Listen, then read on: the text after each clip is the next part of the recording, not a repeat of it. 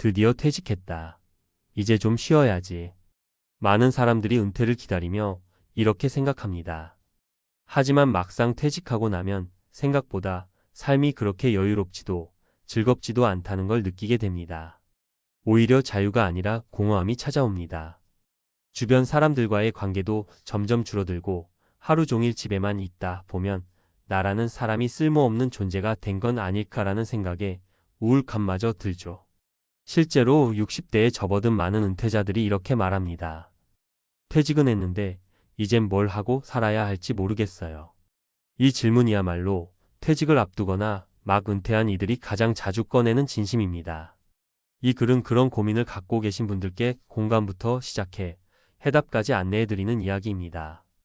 본문 왜 이렇게 허무한 걸까? 이유는 단순합니다. 현역 시절에는 매일 아침 눈을 뜨면 자동처럼 출근하고 회의하고 사람들과 일하며 하루가 지나갔죠. 그런데 퇴직 후에는 그 루틴이 사라집니다. 일상의 흐름이 무너지면 자존감도 덩달아 흔들리게 됩니다. 사람은 내가 사회에서 필요하다고 느껴야 활력을 얻습니다. 그게 일에서 오든 관계에서 오든 말이죠. 하지만 퇴직은 사회적 역할의 단절이자 관계의 급격한 축소입니다. 그래서 우리는 막막해집니다. 그래서 이렇게 묻게 됩니다. 이젠 뭐하고 살아야 하죠? 사례 1 여행만으로는 안 채워지더라. 마이너스 62세 김정수 씨의 고백. 김정수 씨는 퇴직 후 첫 1년 동안 여행만을 위해 살았습니다. 국내 유명 산과 바다, 제주도, 일본 온천까지 다녀왔죠. 그런데 시간이 갈수록 뭔가 허전했습니다. 사진은 쌓였는데 내 삶은 안 채워지는 느낌이더라고요. 결국 그는 지역 도서관에서 시니어 영어 자원봉사 수업을 듣고 지금은 중학교에서 방과 후 영어 수업 보조로 활동하고 있습니다. 누군가에게 필요한 사람이 됐다는 느낌이 참 좋더라고요. 이제는 내가 이 나이에도 뭔가 기여할 수 있다는 게 큰 행복입니다. 여행도 좋지만 삶의 의미는 내가 누군가에게 쓰이고 있다는 데서 오는 법입니다. 사례 2 혼자 있는 시간이 두려웠어요. 마이너스 60세 이창현 씨. 이창현 씨는 30년을 회사에서 치열하게 살다가 정년 퇴직을 했습니다. 퇴직 직후에는 이제는 가족과 여유 있게 보내야지라고 다짐했지만 막상 가족들은 바빴고 하루 종일 TV만 보다 보니 슬슬 무력감이 몰려왔습니다. 일찍 퇴직한 친구들이 자살했다는 뉴스가 남 얘기 같지 않더라고요. 그러다 우연히 마을 카페에서 열린 노인 스마트폰 교육에 참여하면서 인생이 바뀌었습니다. 그는 지금 어르신들에게 스마트폰을 알려주는 봉사활동을 하며 마을 이장 후보로도 나설 계획이라고 합니다.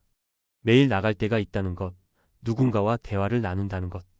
그게 제정신으로 살게 해줬어요. 은퇴 후 진짜 무서운 건 가난보다 고립입니다. 사례 3 건강이 없으면 아무것도 못해요. 마이너스 65세 박미라 씨. 박미라 씨는 퇴직 후 남편과 귀촌을 했습니다. 처음엔 텃밭 가꾸며 자연을 즐기려 했지만 막상 해보니 체력이 문제였습니다. 허리가 아프고 무릎도 시큰거리고 병원비는 계속 늘어났죠.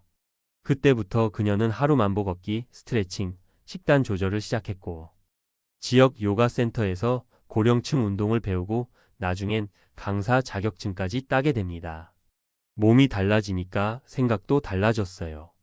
지금은 건강 프로그램도 운영 중이에요.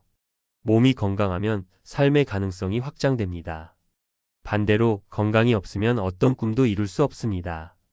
마무리 지금부터가 진짜 시작입니다. 이제 뭐하고 살지? 라는 질문에 정답은 없습니다. 하지만 분명한 건 아무것도 안 하면 정말 아무 일도 안 생긴다는 겁니다. 스스로 역할을 찾고 하루의 리듬을 만들고 작은 의미라도 만들어가야 합니다. 누군가를 도울 수 있는 봉사도 좋고 새로운 기술을 배우는 학습도 좋고 건강을 회복하는 루틴 만들기도 좋습니다. 이 세 가지를 균형 있게 채워나가면 그 답답했던 질문도 서서히 이렇게 바뀔 겁니다. 퇴직했으니 이젠 내가 진짜 하고 싶은 걸 해볼 차례야. 전문가가 말하는 퇴직 후 삶의 재설계 전략. 단절에서 연결로, 방황에서 설계로. 1. 퇴직 직후 심리적 공백기를 먼저 이해하라. 퇴직 후 느끼는 공허함과 무기력은 이상한 게 아닙니다. 심리학자 윌리엄 브리저즈의 전한 이론에 따르면 모든 인생 변화에는 종료, 중간기, 새로운 시작이라는 3단계가 존재합니다. 이 중 가장 힘든 단계가 바로 중간기 뉴트럴 존입니다. 과거의 정체성은 사라졌지만 새로운 삶의 목표는 아직 정립되지 않은 혼란의 시기죠. 바로 이 시기에 많은 은퇴자들이 나는 이제 뭘 해야 하지? 라고 묻습니다. 중요한 건 이 중간기를 견디고 다음 방향을 설계하는 시간으로 적극 활용하는 것입니다. 하루 일과표를 다시 짜라. 리듬이 없는 사람은 무너진다. 퇴직 후 가장 먼저 무너지는 건 생활 루틴입니다. 규칙적인 생활이 무너지면 수면의 질, 신체 리듬, 심리 안정 모두 흔들립니다. 전문가들이 권장하는 첫 번째 실천은 가짜 출근표 만들기입니다.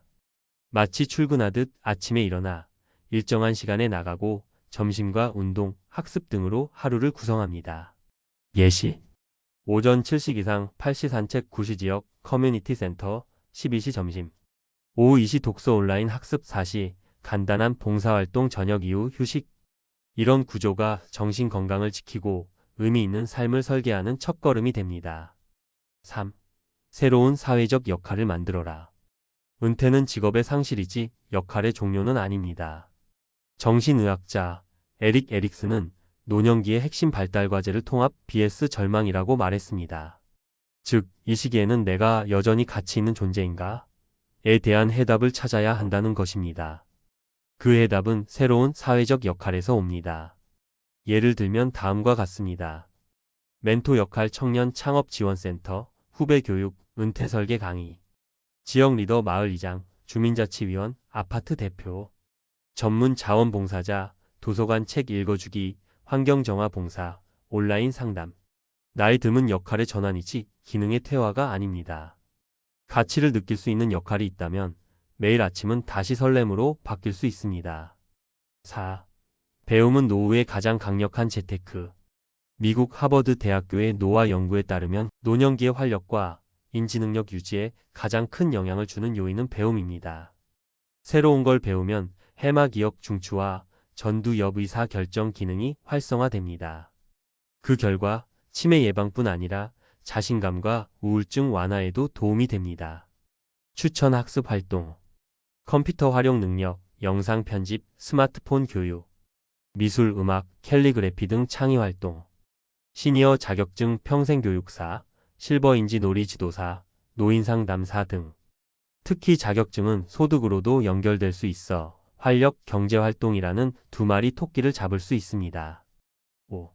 건강 루틴은 은퇴 후 최고의 자산. 앞선 사례처럼 건강이 없으면 어떤 삶의 설계도 무너집니다. 세계보건기구 WHO는 노년 건강의 핵심을 이렇게 정의합니다.